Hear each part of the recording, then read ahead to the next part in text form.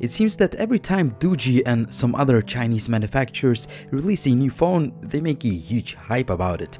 This applies to the latest company's offer, the Mix 2. It's a very beautiful phone, I admit that, but as always, stay tuned to my review where I will mention all the pros and cons.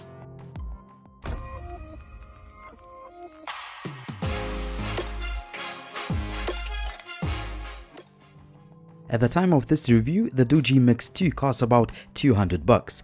As always, you will find all the links and show notes down below the video. The Doogee Mix 2 is a very beautiful and well-crafted device. It is not fully bezel-less as the press renders may suggest, but the borders are very thin indeed. I really love this blue color that has nice violet accents on a sturdy metal frame that goes all around the device. The buttons look and feel nice too, and they have a textured finish for a better grip. One thing that you'll notice is that the phone is quite heavy due to a large battery inside. That huge display is easily one of the best features of this device, as it is plenty sharp and beautiful to look at, both indoors and outdoors. On the back we have a supposedly dual camera setup that I will talk in detail a little bit later. There is another dual camera setup on the front for wide-angle selfies. After the latest software update, the fingerprint reader has become quite reliable and fast. There is also a face unlock feature that I stopped using since I didn't find it reliable in poor lighting conditions. What could not be fixed with the software updates is the lack of the LED notification light. There is no headset jack neither, but the sound quality using the supplied adapter is quite decent. The loudspeaker, however, does not impress with its sound quality.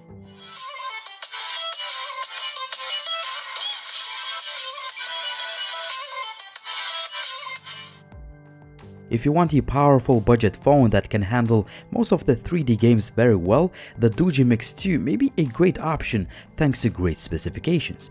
Well, I have to mention that you should expect a few skipped frames in some games, but I'm just nitpicking.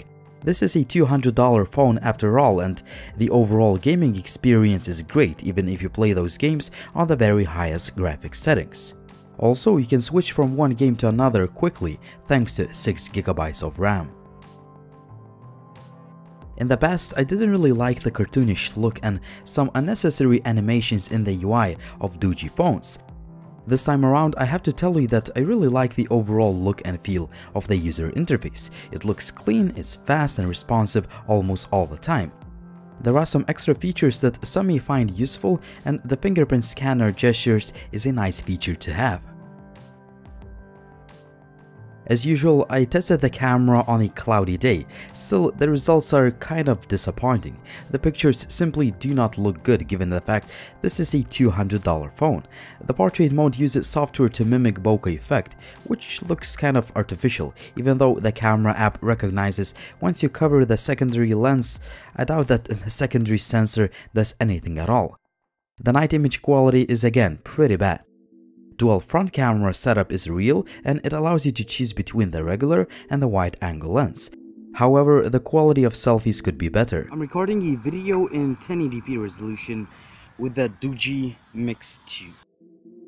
The video quality using both main and the front-facing cameras is below average, and the sound recording quality could be a lot better. I'm testing out the video quality of the Doogee Mix 2 smartphone, and I'm shooting handheld. Today is a very cloudy day, meaning that the lighting conditions are quite poor, but once again, the camera could perform better on a bright and sunny day, but these are my test results on a cloudy and dark day. In terms of connectivity, I would rate the call quality about average, while signal reception from both SIM cards is good. Other connectivity options like GPS work fine. In fact, the GPS is very accurate. However, the Wi-Fi could be faster once you are further away from the router. The phone also supports OTG, meaning that you can connect USB flash drives or other devices. Finally, the phone ships with a few sensors, including a gyroscope for VR compatibility. The battery life on this phone is very good. Depending on how you use the device, you should expect to have the lights on for at least a couple of days. With my usage, I could get almost 8 hours of screen on time. What is frustrating that it takes almost 4 hours to fully charge the device. The Doogee Mix 2 is one of the better looking budget phones that has plenty of power to handle 3D games, and its overall day-to-day performance is pretty good. Also, I love its great battery life and of course, very nice and sharp display. However, the cameras disappoint and that secondary sensor looks like a gimmick. You should also know that the face unlock feature is unreliable, there is no LED notification light, no headset jack, and finally, it takes almost 4 hours to fully charge the device. Hopefully, my review and the summary of pros and cons will help you decide if this phone is right for you. As always, use that comment section to ask any questions, share your opinion, like the video if you liked it, and subscribe for more content like this. It was Linus, thank you for watching and see you soon.